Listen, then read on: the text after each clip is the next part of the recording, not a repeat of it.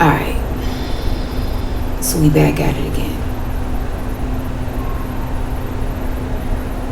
Cybersecurity investigative reports.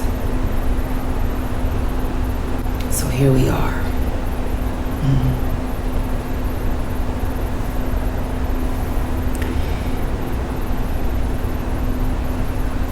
Last year, 2025, I received some emails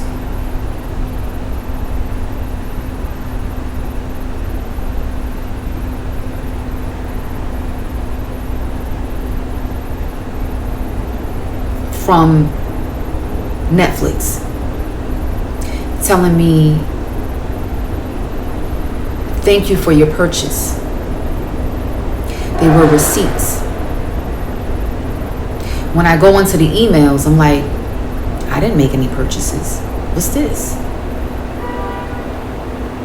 Come to find out, somebody had purchased some kiddie movies, cartoons, kid flicks from my Netflix account.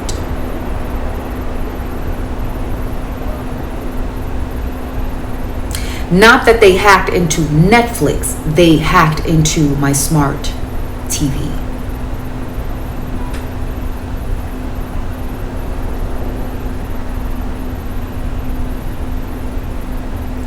So what did I do? I immediately canceled it.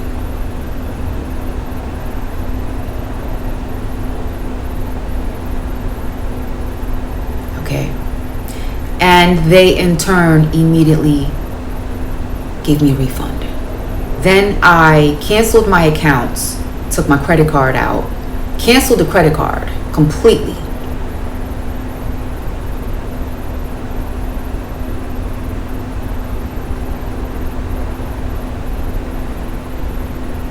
And now we're here.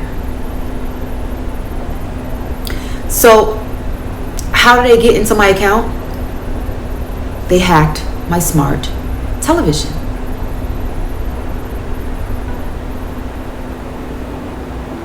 Any smart device that you have is hackable.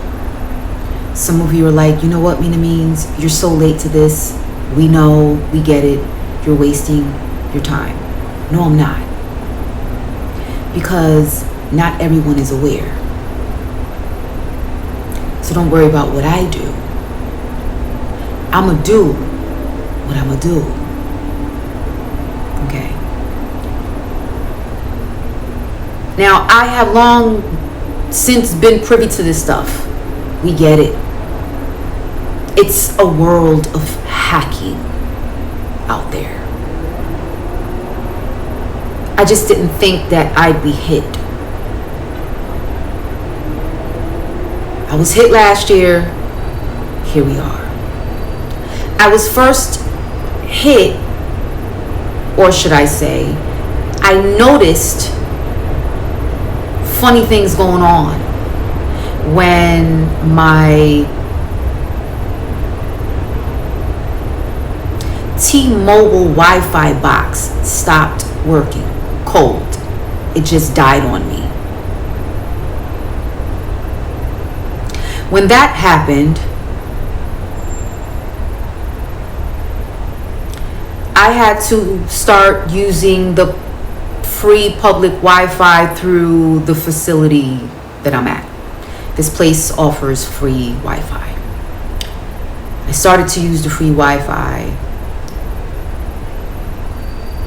being unaware and uninformed about Wi-Fi hacking. That's when I started to notice funny things. Okay. Then I learned about a VPN. What is a VPN? Let's find out. Okay? Because the homework will be able to tell you better than I can. Okay? But let's do it. Alright, so it says VPN, a virtual private network, is a security tool that encrypts your internet traffic and masks your real IP address. Okay. So with a VPN, a hacker is basically not able to tell what websites you visit, because this is a tool that encrypts your internet traffic. They won't be able to see your real IP address. Okay, it says it acts as a secure virtual tunnel between your device and a remote server operated by the VPN provider. This prevents your internet service provider, ISP.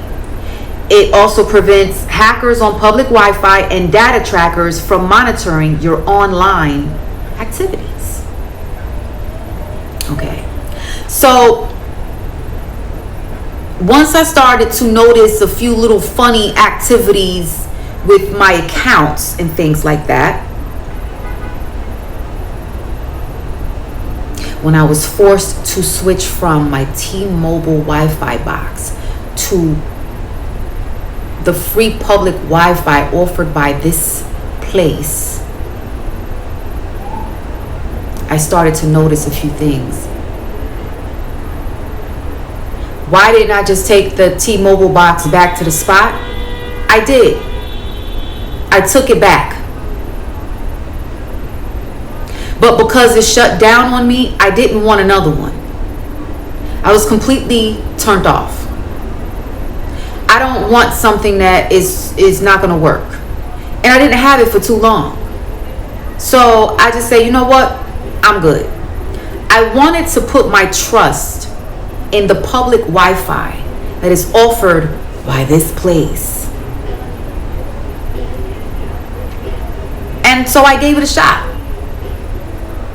I started to notice a few things that were off, and I learned about VPNs. I don't know how, I don't know where I heard it from, I don't know how it just came out of nowhere. VPNs. Use a VPN. Okay, cool. So now I go through, not sure if it was McAfee or Norton, maybe both. I think I tried both, but I had a VPN for a while, and it was great service, but by the time I got the VPN, it's like damage was already done. That's when I first noticed things were wilding out.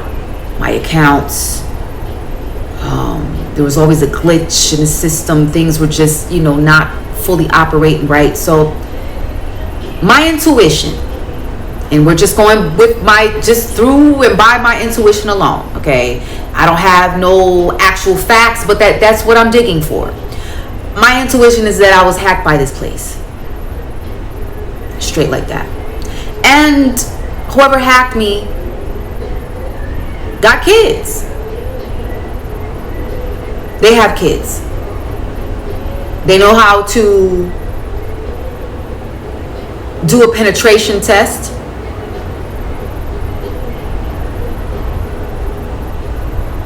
Okay, a pin test.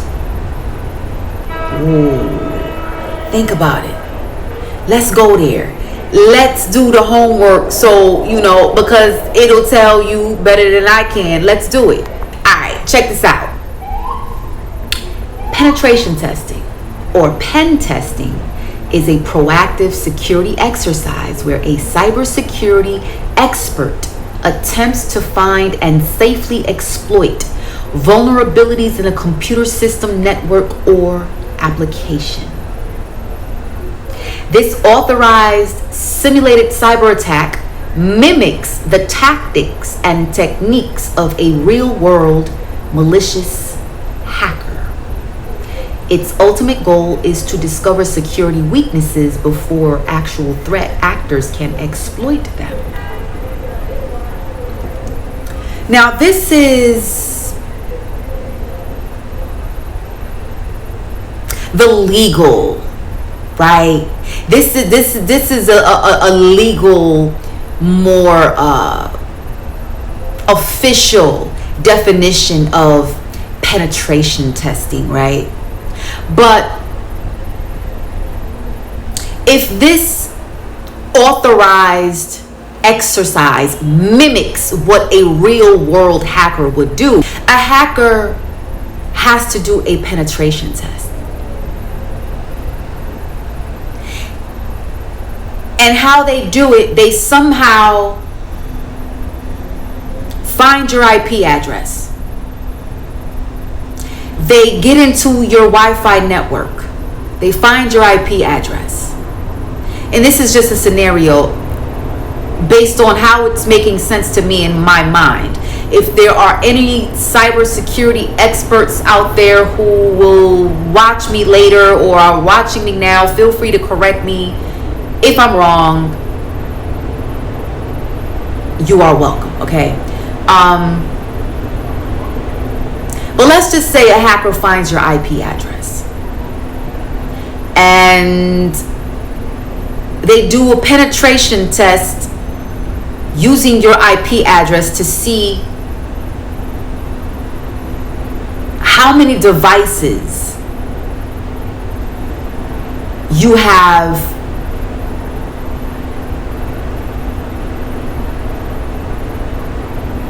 connected to that IP address, how many devices you use that are connected to your own personal Wi-Fi. Let's just say a hacker finds your IP and they now they know how many devices you have at home. You have your smartphone, you have a smart TV, maybe you have a tablet, right? So on and so forth. So now they know how many devices you have connected to your own home personal Wi-Fi through your very own paid for ISP, internet service provider. And so now they know what you use at home. So then they do somehow, some way, they do a penetration test on all of your devices to see what are the weaknesses, aka what are the vulnerabilities that each device holds. Every vulnerability, which is basically a weakness in the system of that device, gives them an opening. It's like a little gateway for them to get in, break in. There are two ways that I can look at it to make it make sense. Okay, it's just how whatever. Think about mice. They need an opening, a small opening on the ground, in the wall, behind the cabinet. They need a small opening. Those are weaknesses in your walls. The walls are there to give you a safe place, right? But when there is a small crack, a small hole in the wall, then that is a vulnerability. That is a weakness. And so a mouse is able to get in and run rampant throughout your whole entire home and things. They destroy your food, your clothes. They get all up into your personal space. It's an unwelcomed guest. That's how I see hackers. Now, there's another word that is used in cybersecurity, which is patch. Patch things up. When a white hat, those who will legally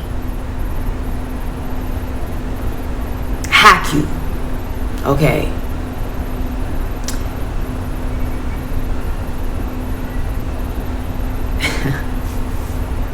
Those who will legally hack you to see what's up with your system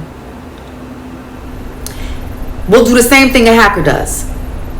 Check for the vulnerabilities in your network, your devices, and see how they can patch those vulnerabilities up. It's just like a maintenance person coming into your home to patch up the wall where the holes are where mice can get through. Okay. Another way that I can look at it to remember and make sense out of this cybersecurity terminology is think about a con artist. Think about these men running around out here who are not coming to love you. They come at you, they talk to you, and they test you. It's a penetration test when they come up to you at hello, and the hello is loaded with bad intent. And the more they want to know about you is the deeper their penetration testing is going on strong. Okay. Now, the closer they get to you, at the end of the day, they want something from you. It's either they just want sex or they want all of your information so that they can rob you or hack you. Maybe all of the above. But let's just say they just want sex. Your brain should already be able to make it make sense. A penetration testing. They first have to penetrate. If they just want to get between your legs, okay, there's going to have to be some penetration testing going on. Now, before they can get that close to you, let's say you ain't having it. Well, they have to use their tools. If you drink, that will be considered a vulnerability because they can use a drink to further slip something in there to get you to open wide. You smoke, that is also a vulnerability because they can also use the smokes to do what they got to do to get you in the right state of mind that they want you to be in. Not that you would be in your right state of mind when they get in where they can fit in. It's just to them, it's how they want you. And then the smoking part is a vulnerability. Okay. So how do you patch those things up? Don't drink. If you do drink and smoke, just don't drink and smoke when you are on a date. If somebody's in your face and they're asking you all of these questions, rather than process it in your mind as, girl, he is interested. Okay. You could really tell he was interested. Girl, he was asking me all these questions. No. That was a penetration test of the mind. So it's like as I learn it, it takes me to different scenarios. It's like, you know what, that's just like this, or it's just like, yeah, that. And it just makes it make sense a little bit better. Okay. So this is how a hacker will first attempt to hack you. They have to first they need a little bit of information.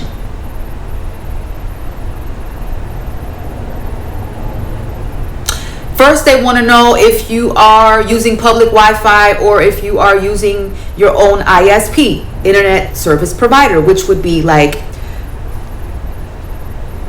a Spectrum or maybe a Verizon. Okay. Or maybe like an Xfinity or something like that. Those who will actually come into your home and, they bring you a modem and a router and you have to pay a monthly fee. You get it. That is your ISP, Internet Service Provider. First, a hacker needs to know whether you have one of those or if you are using public Wi-Fi. If you are using public Wi-Fi without a VPN, we just showed you what a VPN is.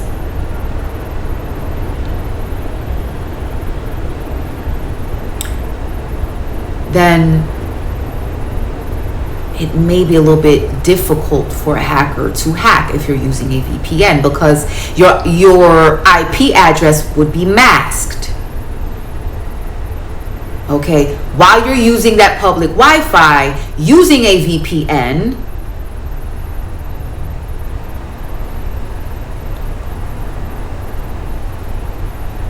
there will be this random IP address attached to your session, your internet session, your internet traffic coming and going, your websites that you visit. There will be this random ISP number assigned to your session, and they won't know it's you.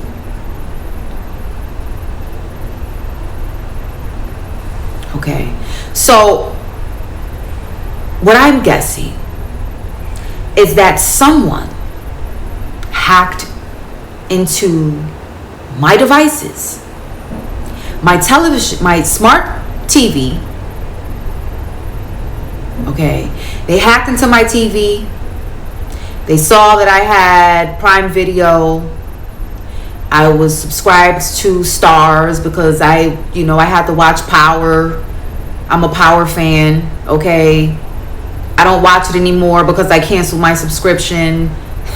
Okay, I canceled all of my subscriptions through my television. That's why all I watch now is Tubi. Okay, because it's free.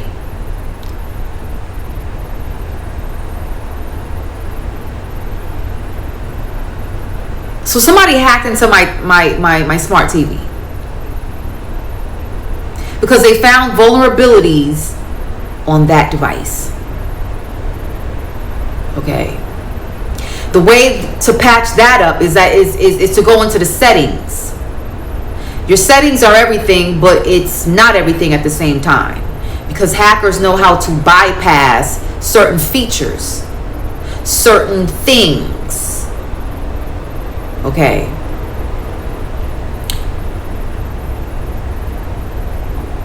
So, like I said, whoever hacked me has to be a family or a single parent. They definitely got kids in the house. It's probably somebody who lives in this facility. I'm telling you, some weird stuff has been happening since I moved here. Think twice before you use public free Wi-Fi. Think twice. Just because it's free, don't make it safe. Okay, so it says buying your own router is generally better than using an ISP if you want faster speeds, better Wi-Fi coverage, advanced features, and to save money on monthly rental fees. However, an ISP router is the simpler choice if you prefer hands-off convenience and you want your provider to handle all technical support and hardware replacements. Okay. You see the comparisons? An ISP provider, like a Spectrum or something like that, yes, there will be long-term costs. It's more expensive if there's a monthly rental fee because you have to use their equipment, right? The Wi-Fi range is basic, often leaves dead zones in larger homes. Customization, heavily locked down, restricted settings, so you don't have to, do it yourself. When you buy a router and a modem, you pretty much have to do everything yourself. But the pro is that you don't have to pay a monthly fee because it's yours. With an ISP, the pro would be you get tech support. It's fully covered by the provider. So if your Wi-Fi is down, if something happens, if you're having problems, if all of a sudden the speed slows down, you can always call tech support and they can do a reset from their end. Okay, they can work it remotely. Okay, customer owned router, yeah, it's cheaper over time, pays for itself in 1 or 2 years. It's excellent, expandable with mesh Wi-Fi systems, full control over DNS, parental controls, and VPNs. Faster processors, easily handles 50 plus smart devices, but you must troubleshoot connection issues yourself. So if you are or become advanced in that, then maybe that would be a no-brainer and you will find it easier to own your own router. And right now, maybe I can't do that, or maybe I'm just not ready to. In the future, I am leaning more towards owning my own router and doing it that way once I become a little bit more advanced in this stuff. But any smart device that you own, smart TV, smartphone, tablet, smartwatch, is hackable and trackable.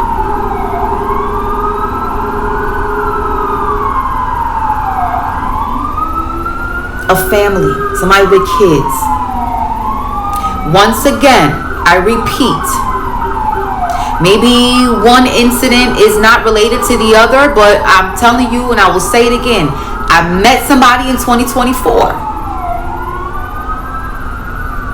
Dude told me he was going to a private school. He was learning computers. He didn't say what area in computers he was learning. He didn't say A+ certification. He didn't say cybersecurity. He didn't say anything else.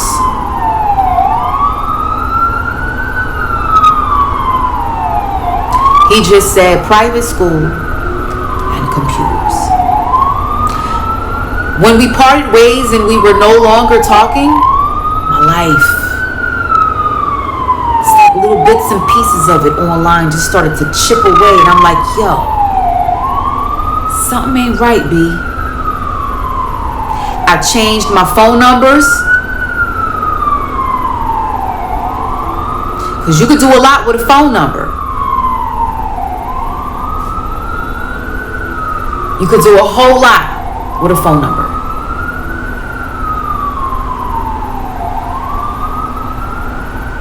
So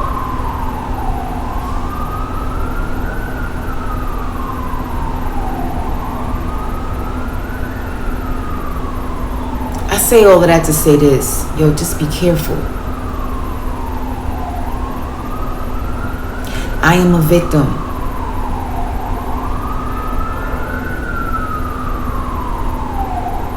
And it's not cool.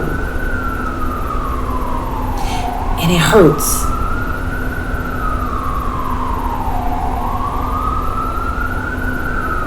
I remember watching the news. There was this elderly couple that got hacked. And I felt so sorry for them. Because they were unaware and uninformed.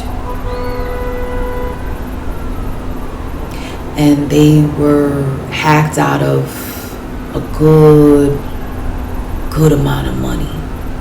Each year too. Somebody was posing as some old bill collector.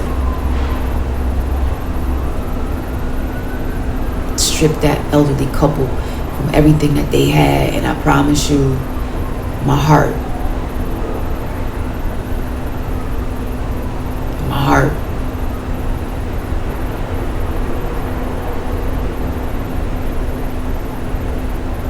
because, like I said, if you're not privy to this kind of stuff, you will get got.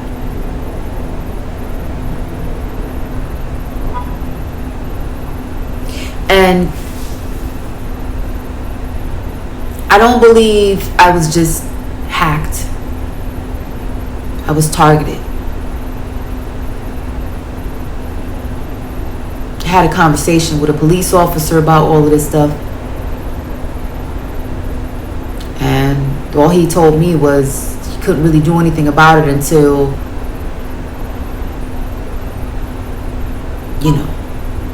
an actual crime is committed. I'm like, yo, aren't the unauthorized charges criminal enough?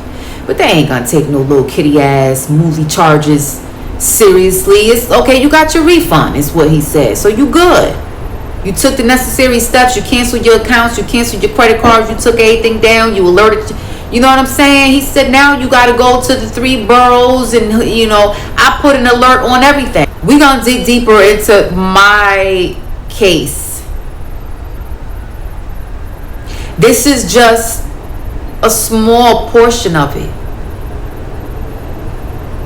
How somebody hacked into my smart TV, which I have the bottom part of it covered, because under the TV,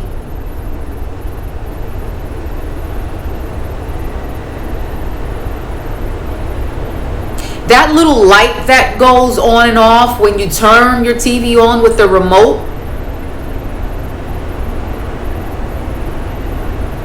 I don't trust that little light. Because if you go into these other videos on YouTube, they will tell you how people are being watched through smart televisions. Let's see if we can go there. Next tonight, into that question I mentioned, is your TV watching and listening to you? New smart TVs with internet connections able to transmit your private conversations. Here's ABC's Rebecca Jarvis.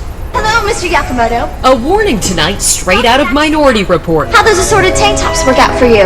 From Samsung, your smart TV is watching you. Go to Smart Hub.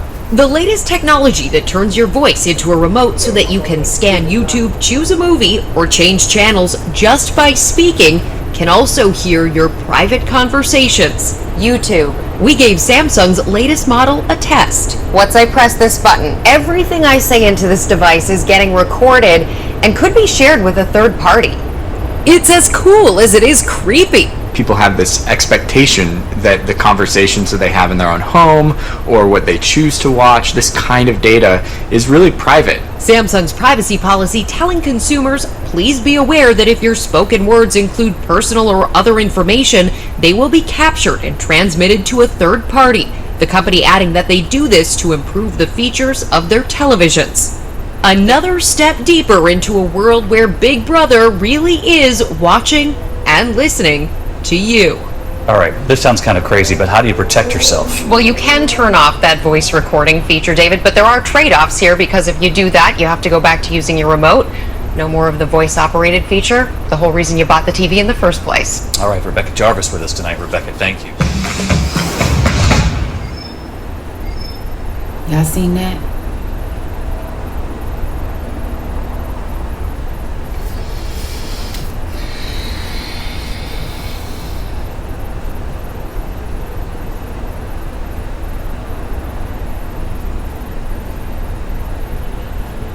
Once again, I wasn't just hacked, I was targeted.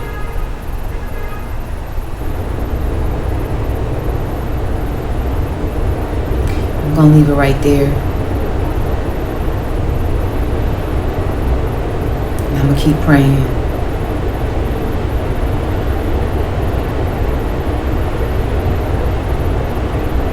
Because I am completely turned off and disgusted by what's out here.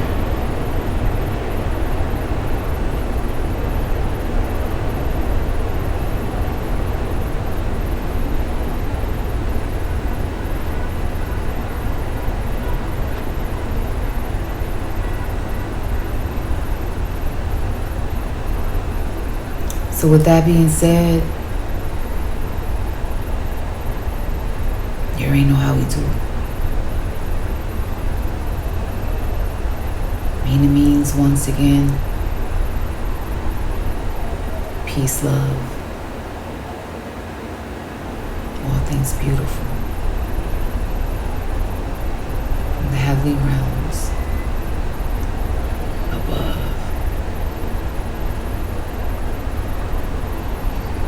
I'm out.